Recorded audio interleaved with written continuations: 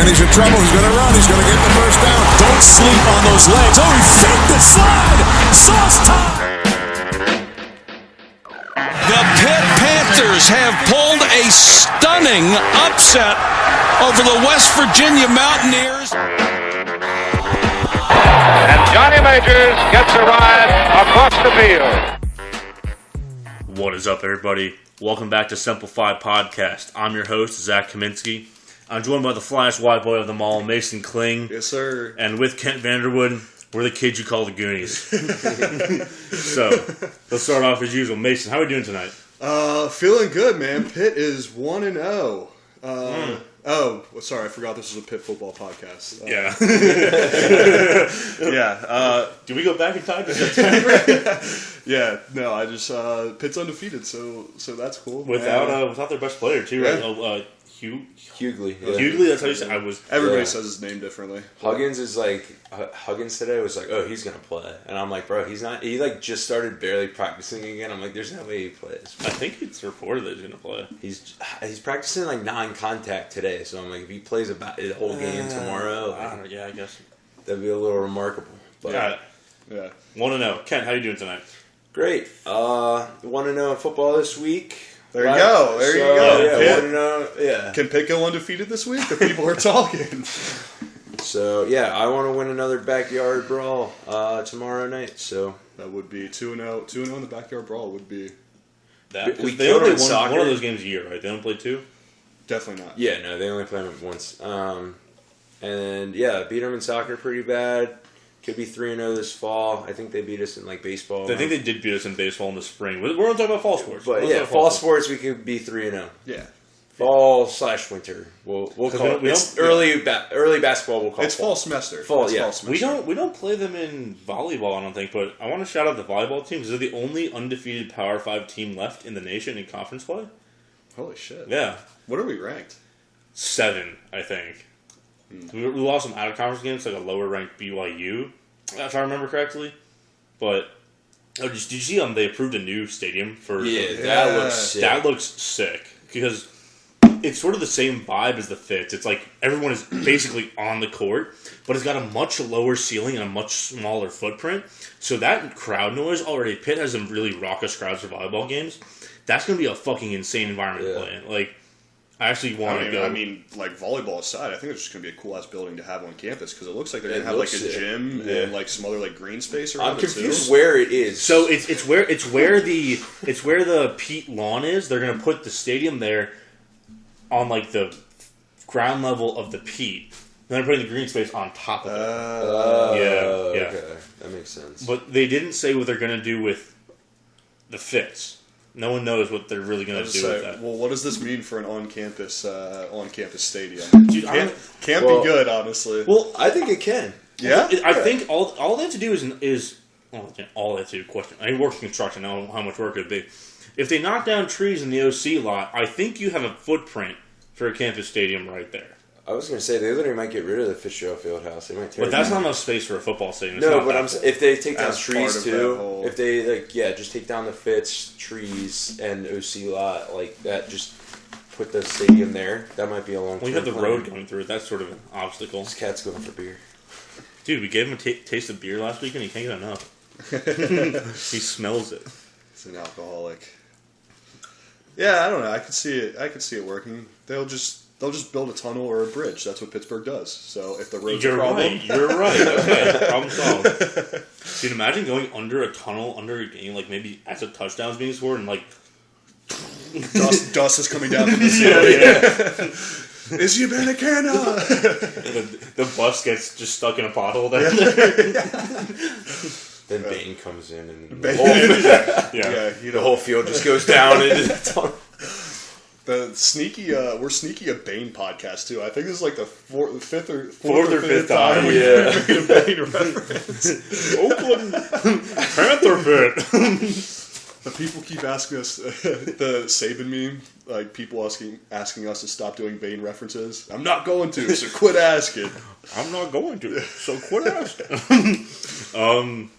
So actually we do have some football related news. Yeah. Quarterback one of the future, our quarterback in the 2023 class, Kenny Minchey, has enrolled early at Pitt. That means he's starting classes in the spring semester. Other notable players to do this, I believe Ryan Baer, the 4-star offensive tackle from last year's class, are enrolled early. I want to say one other kid did too, but I can't remember it off the top of my head. But I think this is really big news, especially because I think there's some worry about the class after Zipper decommitted and committed to Utah a couple days later. Yeah. He's committed, man. I think if you're enrolling early, that's...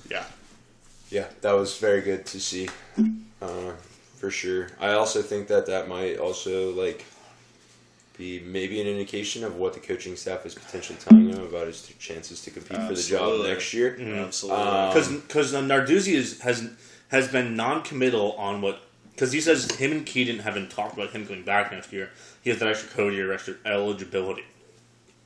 You got it. He might transfer again. Yeah, he really might. I mean, if he's not guaranteed the starting job, he's going to go somewhere where he's guaranteed the starting job. He's not going to grad transfer. Not going. It's his last. If he loses that starting spot to Kenny Minchie, like he's out. His NFL hopes are. Yeah.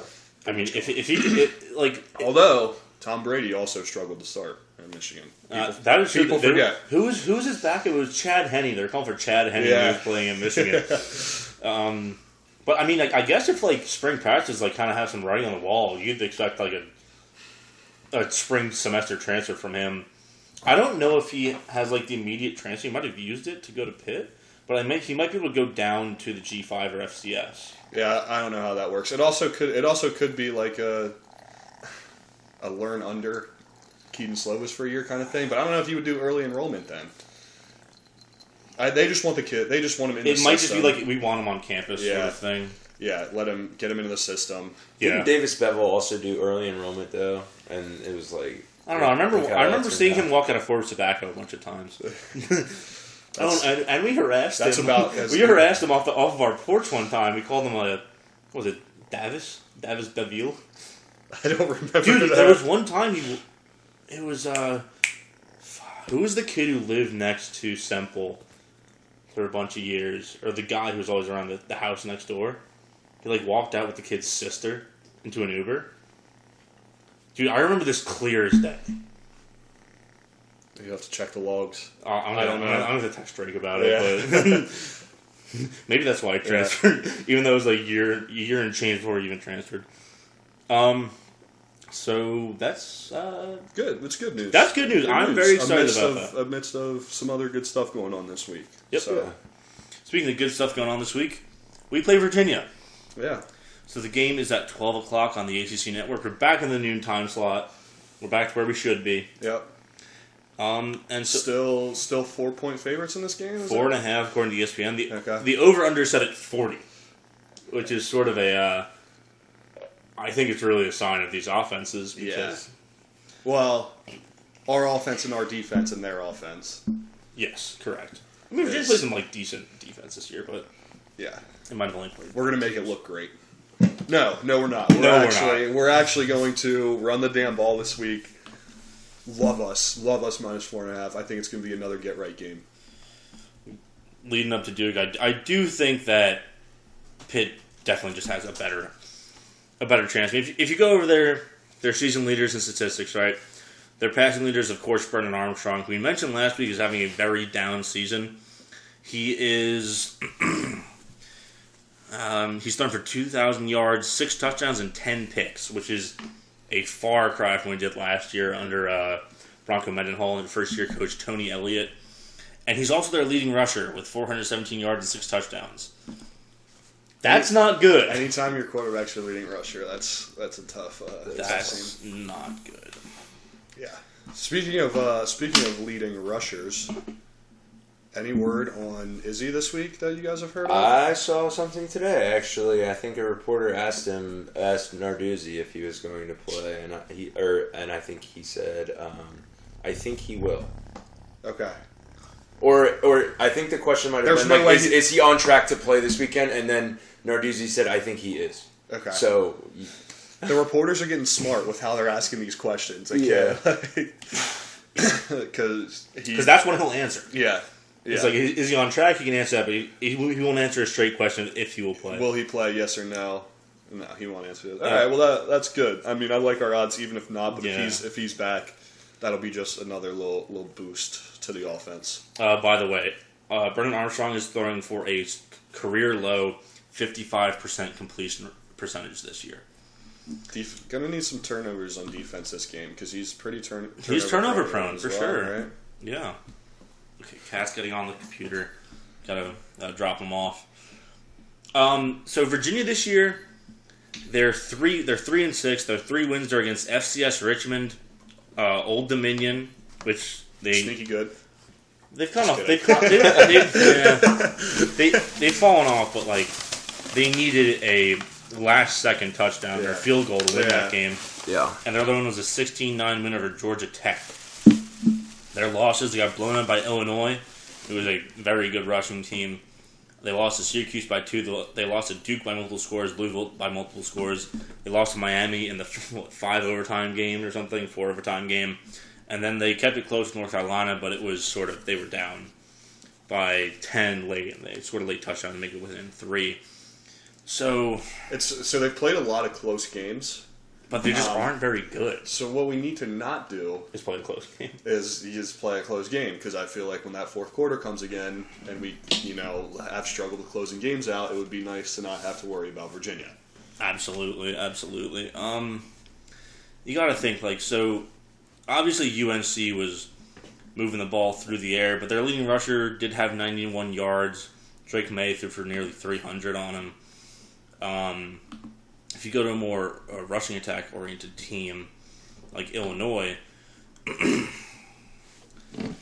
Chase Brown carried for 150 yards in that game. Even Tommy DeVito, who is a decent quarterback, he threw for nearly 200 yards, 2 touchdowns on him. All around, this Virginia team is just I hate being so positive because I'm going to set myself up to get kicked in the nuts later. Well, do it. Be negative. I'll like you said, I'll be a positive one. I mean, if I'm going to be negative, it's just a matter of the offense has not shown any ability whatsoever to play in the fourth quarter since the Tennessee game, and really consistently well since the West Virginia game. So I don't really know what to expect. Even though Virginia's not a good team, their offense is maybe even more inept than Pitt's. I just don't feel great, even though everything in my head is telling me, yeah, we should probably beat them. But that's the same way I felt about Georgia Tech, so who knows? What does the voice of reason have to say? Ken? I blanked out. Yeah, I just zoned out so bad for about 10 seconds. I have no idea what was going on. Zach gave the negative take. I gave the positive one. How do you feel about this one? Oh, I feel pretty good. I actually feel very positive. I can't, though, because I need to be that middle ground. So I'll say that what's the spread in this game? 4.5. So Zach said that the fourth quarter stuff scares him. Me, I don't think that it's even going to be close enough in the fourth quarter for that to matter. I mean, realistically, I do think that we're going to shut down this offense because it's clearly very easy to.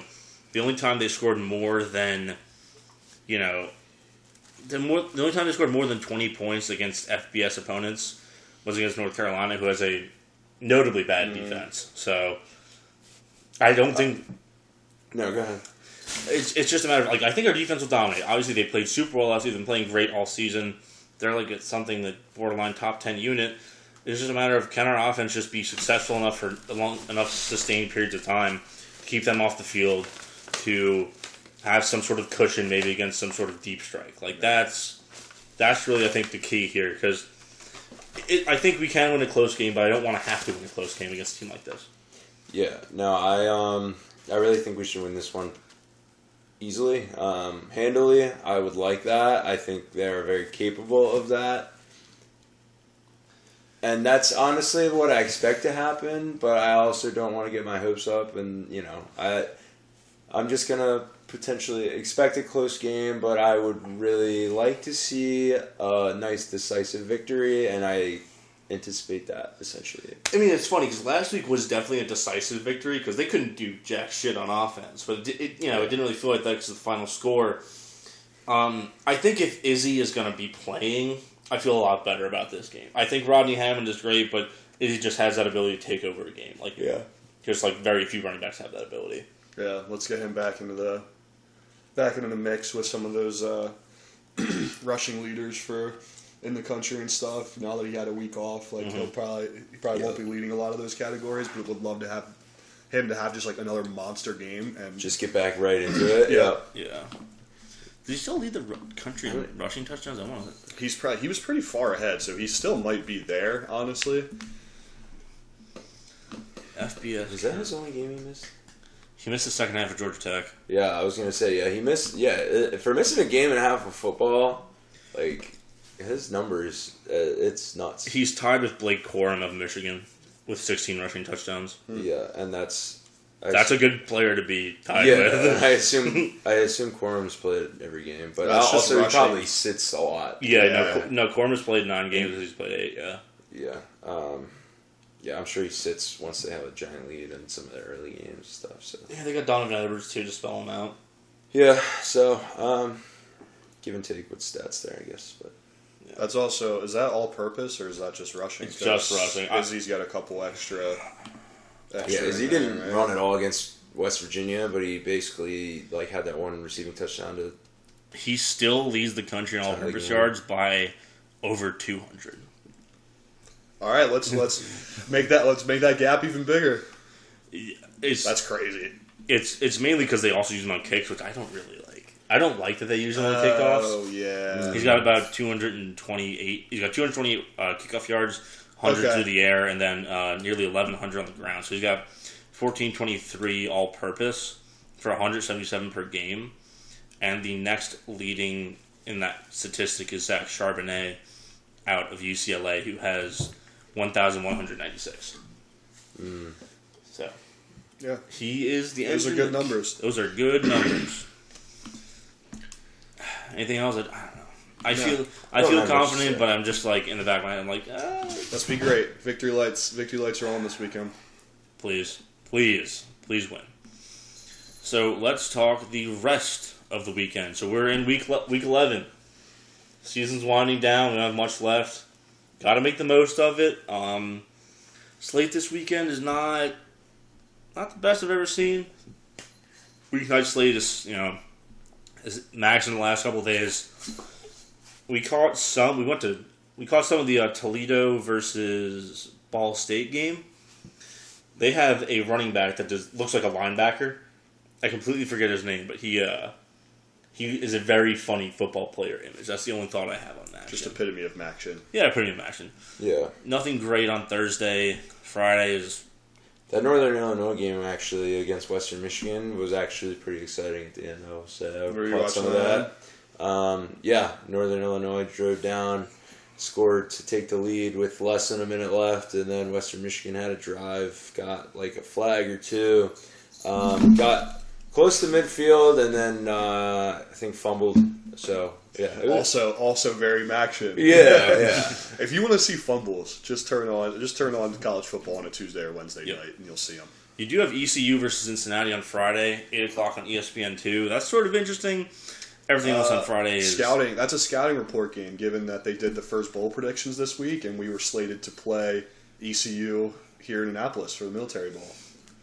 So, yeah, I also saw one that we would go to the Fenway Bowl. I forget against who, up in Boston. I'd almost rather play in Annapolis here. Honestly, I could go to that game. Annapolis would be sweet. Oh, absolutely. For selfish reasons, I want to play Annapolis. Yeah, that would be great for us. Great for your podcast. But I don't know if that's the best bowl in the world, so I don't know.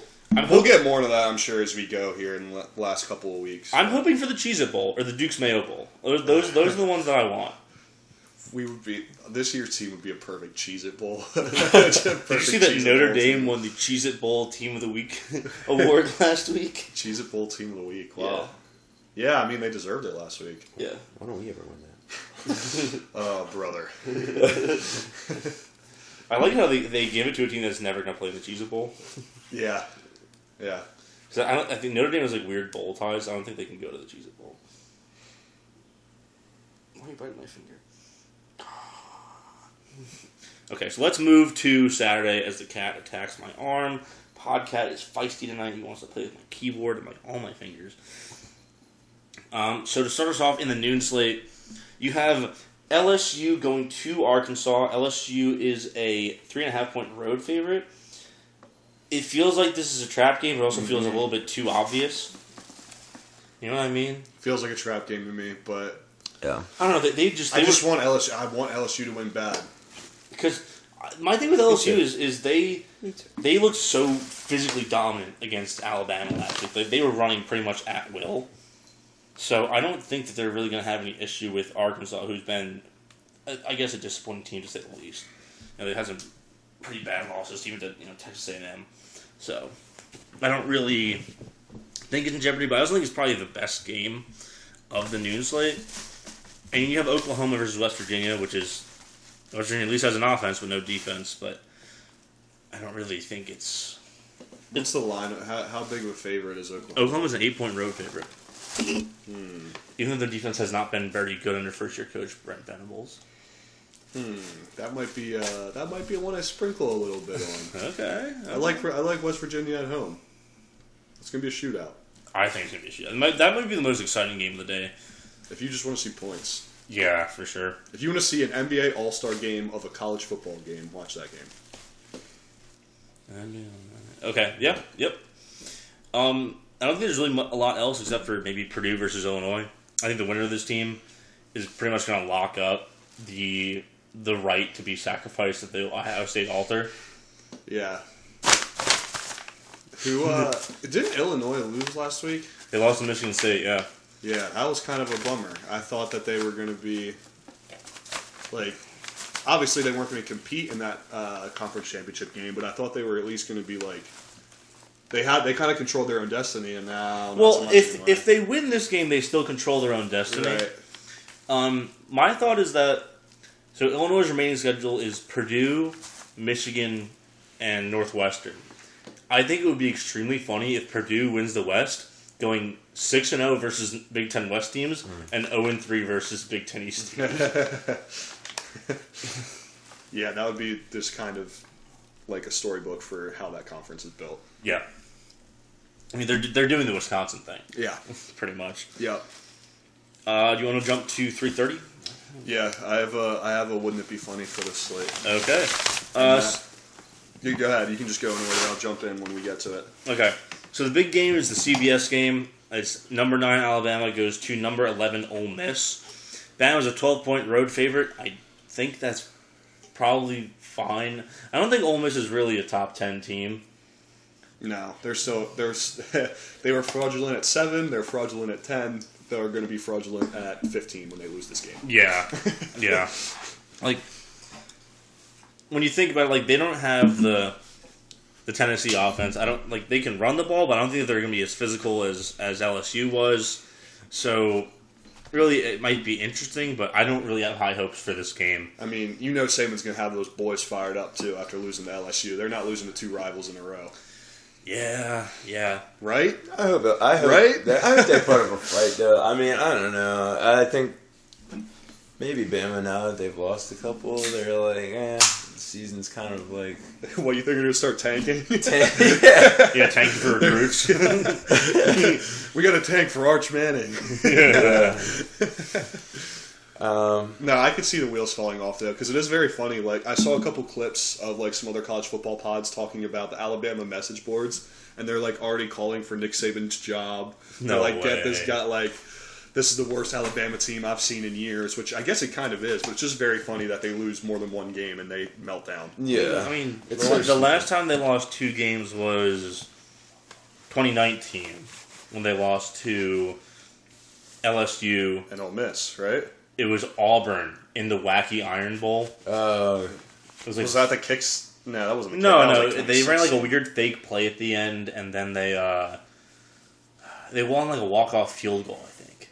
Did they not lose 2 games the year they lost to the Chad Kelly game at Ole Miss? That was before that, though. That was way before 2019. I don't remember. They lost 2 games in 2019?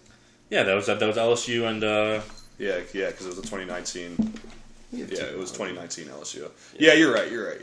I'm getting my dates all mixed up. But even so, that team looked better than this team does. Like, this team, I mean, really, like, when you look at this team, they don't have any, like, really good players. Or, like not good, right? Like, they start in other places, but the players don't look good at Alabama besides Bryce Young and Jameer Gibbs. Will Anderson is not having the season everyone thought he would. But they don't have the strength at receiver that I think they normally do, too. I think that's a huge factor, because they're... I couldn't even name their number one receiver. Yeah, and it's like in the past years, like they had 2 first-round guys at any given time. Yep. So, yeah, it'll be an interesting one. Any thoughts on Louisville versus Clemson? It's a big ESPN game at 3:30. No. No idea why this is in the big ESPN slot. No. Okay. I do have some thoughts on that next one, though. Wouldn't it be funny? 3:30 o'clock. If Maryland, 3:30 o'clock. At 3:30, if Maryland goes into Happy Valley and beats Penn State. Let's go. Penn State has a. Do I think it's going to happen? I don't know. Maybe I could see it. Maryland's made some noise against some good teams this year. But they've also, when they lose like bad. Right. Yeah. Right. Penn State's, I think, a 10-point favorite. That's right in the wouldn't it be funny range. Okay.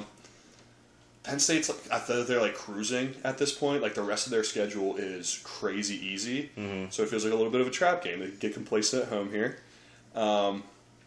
And I just think it would be very funny. They're still in like New Year's 6 territory, but it'd be very funny if they dropped another game and like had to play. It wouldn't be the Cheez-It Bowl, but like Outback Bowl. I think they go to the Outback Bowl. Something like that. Going from like just losing a game at the end here that really puts them into the underperforming category for the year. It would be nice to not have a top 15 number next to Penn State. Yeah. I think that's the main thing I would look forward to. Agree. Yeah. Oh, yeah. Go Terps, baby. Let's go. Yeah. Fear the turtle. Fear the turtle. G5 had game of the week. Number 22 UCF, number 17 Tulane. The winner here basically more or less guarantees a spot in the AAC championship game because they don't have divisions. I'm riding with the Green Wave. I just like. Yeah. They're also wearing their sick baby blue and green uniforms this week. They have, I think they probably have one of the most polarizing uniforms. I love them, but I think there's probably a lot of people out there that hate them. You know what I mean? How can you hate a baby blue uniform, man? I don't know. But when you mix in a little bit of that like green stuff, I don't know. I'm a fan, but like I said, I think there's probably people out there that aren't. So. Yeah, you gotta be a real weirdo to not like those uniforms, in my eyes. You remember when Oh, no, never mind. It was not. I was thinking it was Tulane. It was Toledo. Never mind. I get them mixed up all the time, too. They couldn't be in more different locations. Yeah. Toledo, Ohio, and New Orleans. I knew it was Louisiana. Eastern Michigan against... it was either Tulane or Toledo. Yeah, but they start with the same letter, and everybody knows that Ohio is the Louisiana of the North. Yeah. Well, So are Ohio Cajuns just like the cut-off sweatshirt guys who do a ton of creativity? Go Bucks! They, go Bucks, go Tigers. Sort of Instead of thing. the bayou, like it's the lake. I don't know, yeah. It's the flat country plains of Ohio. It does, yeah. I guess it gets swampy there. It's hot. Oh, it's swampy. that video's still a geek, though. The Jay Feely, where he's the kicker just completely misses the field goal. Yeah, He's off the crossbar and in. Jay Feely popped a perk 30 before that game. Eastern Michigan answers. And the color commentator, or I don't know, is he the color? Is he the color I think guy? Jay was the color commentator. Then the play-by-play guy was just just didn't say anything. It went to a commercial Eastern Michigan answers. Every time, I love the anniversary of that clip. It'll make me laugh every single year. Oh, we've got an anniversary of a clip coming up soon. That's a little teaser for one of our future episodes. It doesn't have anything to do with Pitt, but it's an all-time college football clip. Love it. Okay. Moving on to the night slate, since everything else here kind of isn't great. Yeah, it's not really good. Underrated rivalry alert. 7 o'clock on Fox, Washington at Oregon. I don't think they have a name for this rivalry, but they hate week. Yeah. It ends with this game. I mean, it makes sense. The interstate rivalry. They're not that far apart. It's probably like a couple hours. I don't know. Yeah. Where in Washington is Eugene. They're like northwest Washington. Okay. Wait, hang on. Eugene? No, it's Eugene, Oregon for the Ducks, and then Yeah, I'm saying they're in Eugene. they're Washington's in Eugene, Washington. No, Washington, Seattle. Oh, the game's in Eugene. Yes, the game's in Eugene, Oregon. I'm saying Eugene and Seattle are like maybe a couple hours apart. I might have said northwest Washington. I might have flubbed that one, but Yeah, I think you did. they actually might be closer than Yeah. Washington to Washington State. Washington's like Seattle. Is it in Seattle? Or It's in Seattle, yeah. Okay. But this game is in Eugene. I think this one, even though Oregon's a 13-point favorite, like this one is intriguing from a close game perspective because, as we kind of learned, Oregon doesn't really have a defense. And Michael Penix, even though after sort of an early season hype train after the Michigan State game, kind of fell off, but he still got the juice. Yeah. I think against the Oregon team, ranked number 6, does not have the best defense in the world. I'm putting Oregon upset alert at home Wow. against the Huskies. Wow. You hate Bo Nix, bro. Just let him be great. Just let him win the Heisman. I understand he's having fun. He's looking better than he has before. But I'm taking Bo Nix is going to be a Jet, baby. Let's go. We already have Mormon Bo Nix. I need another one. Yeah. I respect the take. It's like the transfer quarterback bowl too, with these guys kind of got ran out of town and found home on the West Coast. But They're also probably the 2 best transfers of the year. Keaton Slovis, ever heard of him? I've heard way too much about Keaton Slovis. Yeah, no, you're right. They're the upper echelon of transfer QBs. Yes. Another big one in the Big 12. Number 4 TCU versus number 18 Texas. TCU is a team that loves to play close games, and Texas is a team that loves to lose close games. I have no idea what's going to happen here. This is such a weird line too. It's Texas -7. It's in Austin. Oh. It's Texas -7. Yeah. Wow. And it's like I think that Texas probably should be favored, but It's also a little bit of disrespect to a Yeah. currently slotted playoff team. yeah, I'm gonna take TCU in this Yeah. one. I'm tired of the disrespect of the Horned Frogs. yeah, Just they better really. bubble wrap. All I'm saying is bubble wrap Quinn Ewers this week Yeah. because Bad Quinn is bad Yeah. Quinn. So, yeah. that's. I mean, if you're TCU though, you love saying that they're a 7-point favorite. That's the best bulletin board material in the world. Oh, they're going to eat it up. Yeah. They're going to eat it because they've pretty much proved it all along the way. But Yeah. Dude, it's hungry dogs run faster. Keep down the baby. hungry frogs run faster. Yes, sir. Dude, let's get that going, baby. Hungry frogs. Hungry frogs hop faster. They shoot blood out of their eyes faster. So we all riding with the Horned Frogs? I think so. TCU. Yeah. Also at 7:30 on ESPN2, number 15 North Carolina goes to Wake Forest. This game, if they win, North Carolina clinches the Coastal Division. Trap game. I think you're right. I Trap think game. we've got a trap game brewing. So first off, Wake Forest is a 4-point favorite as an unranked against number 15. But also, even though Wake has looked shaky, that offense still is that offense. Yeah. The UNC defense is what it is. Definitely potential for this one to go either way, but This one was a banger last year. It was like 50-40. Yeah. I think that's how it's gonna be again. yeah. I agree. It almost feels like one of those games to like, can anybody make a stop? Like if somebody can get a turnover and make a stop, that puts you in a pretty good position to win the I'm game. pretty sure that's how UNC won last year. Wake Forest turned the ball one time, and that was just Yeah, it's literally going to be the difference in that game. late night slate. It's bad. There's not a lot on after once the 9 o'clock games roll around. It's a lot of Pac-12 garbage and Mountain West garbage, sort of.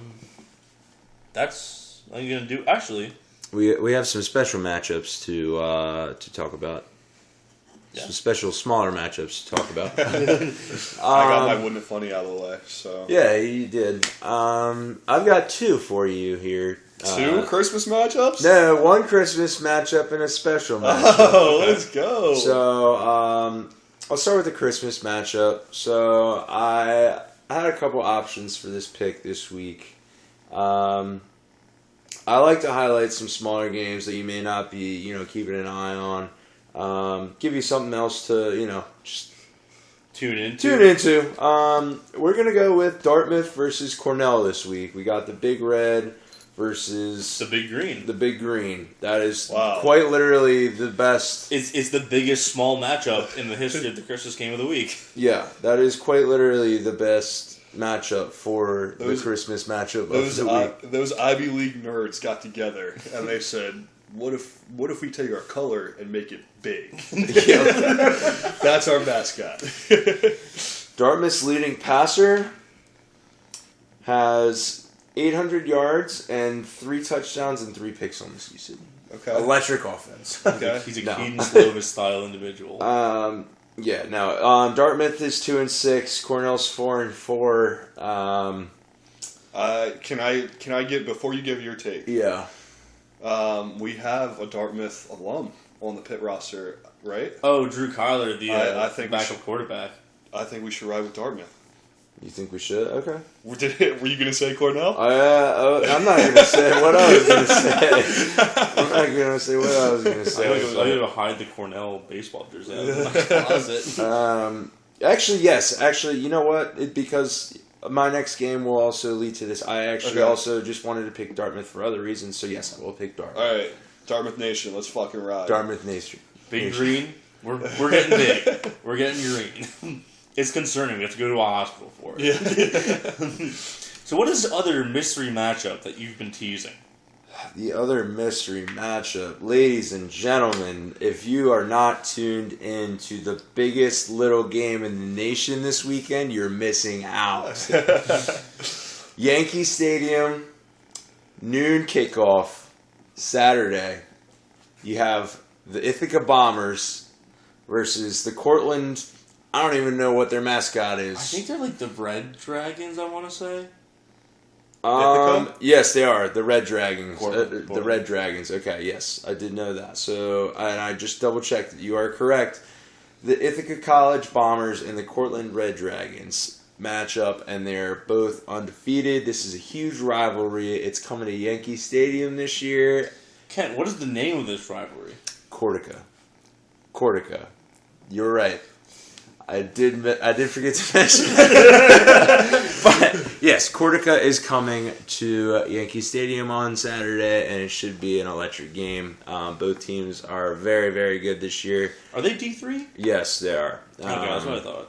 You know, I think they have, a couple years ago, they played in MetLife Stadium, and that it set like a record for Cortica attendance, because obviously they play in like 10,000 or 15,000 capacity stadiums, but it might be one of the highest attended D3 games out of like the championship. That's awesome. Yeah. We love football. We love it at Division I level, Division II level, and especially Division III level. Man, we can't Yeah. get enough of it. Kevin Connors at ESPN's like Ithaca alum, and he was tweeting at College Game Day like, go to this. Like That actually probably would be electric. yeah, Yankee Stadium too? yeah.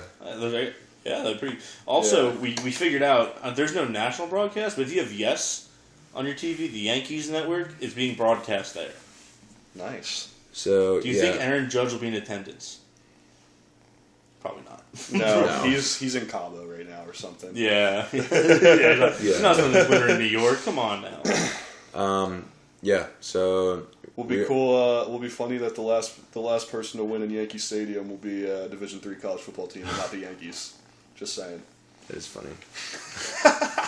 I mean, sure. They're going to start winning in there again next year. Just until the Pinstripe Bowl. Well, I guess this year, yeah. I don't know, it'll be the you're Pinstripe right. Bowl. Oh, right. Yeah, take that. Pinstripe Bowl will be in I think 2023, so yeah. Yeah. No, it's before New Year's. Oh, you're right. Never mind. So all right. So The last team to win in Yankee Stadium will be a football team. Yeah. Yeah. Well. Anyways, I'm taking the Bombers. Roll Bombers. Roll Bombers. I had some friends go to Cortland, so I have to ride. I have to ride for the Dragons. I'm sorry. Boo. Oh no. Pod divided.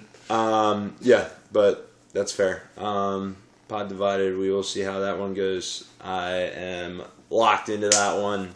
We'll definitely be keeping an eye on it if I'm not able to watch it. We'll be box score checking. We'll be box score checking. Yeah, for sure. Is that one on? They got to televise that game, right? If it's in Yankee it's Stadium. on, yes. It's But on other the, than yes. I don't know, because I feel like they probably have a stream on. Yeah, they might have like a school stream. Yeah, because a lot of these smaller schools, especially like I think D2, they normally stream it. They when they play at Ithaca or Cortland, they typically bring in like extra bleachers and all this stuff. Like it's like We'll check Twitch and see what they have. We'll see what they have cooking on there. Do you think there'll be some guy recording his TV, feed up in the photo? Yeah.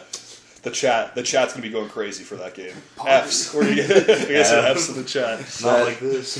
If the Bombers were green, this would have been my Christmas matchup of the week. But they're not. They're blue, and they're coming for blood this weekend.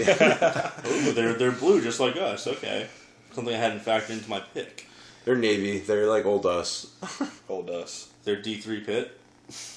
People are saying. People are saying They're that saying the Ithaca is Bombers D3. are the D3 Panthers. They're Panthers with wings. That all? Carry us out? Yeah. Let's get out of here. All right. Thank you once again for tuning in to Simplified Pod. I've been your host, Zach Kaminsky. I was joined by my wonderful co-hosts, Mason Kling and Kent Vanderwood. If you like the show, be sure to follow us on Twitter at Simplified Pod. Also, download the show. That's how we know you listen to it. So if you didn't download it now. After download, you can undownload it right after. I don't care. Just download it so I know you listen. It's nice. It's nice to see those little bubbles pop up on the map. On that, you can follow your hosts. You can follow me at I'm Real Angry. You can follow Mason at Clayson_Ming. You can follow Kent at Kent_VW. With that, we'll see you after the game. Hail to Pitt and fuck West Virginia tomorrow. Go Bombers.